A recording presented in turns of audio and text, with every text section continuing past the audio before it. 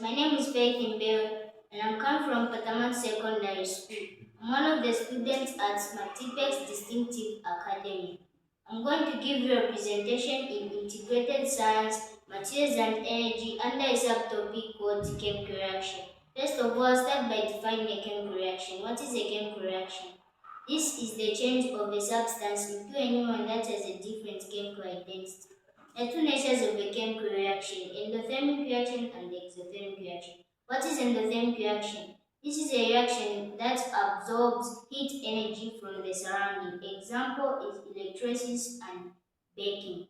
What is exothermic reaction? This is a reaction that releases heat energy to the surrounding. Examples of exothermic reaction is burning and neutralization.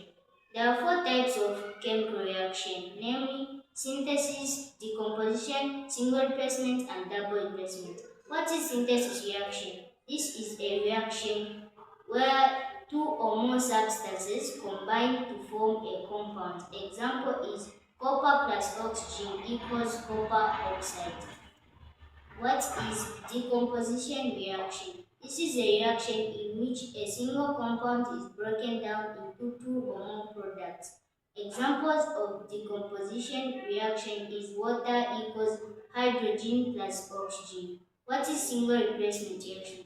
This is a reaction where a single element replaces another in a compound. Example of single replacement reaction is zinc plus copper sulfate equals zinc sulfate plus copper.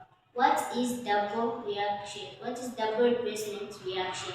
This is a reaction where two ions of the two compounds exchange places. Examples of double replacement reaction is copper sulfate plus hydrogen sulfate equals copper sulfate plus hydrogen sulfate. Then I'm going to look at the law of conservation of matter, which states that the total mass of substances before a chemical reaction is equal to the substances produced. Then I'm also going to talk about electrolysis of water. As you can see behind me here is a diagram in which electrolysis is occurring. So this apparatus where electrolysis occurs is called the voltmeter.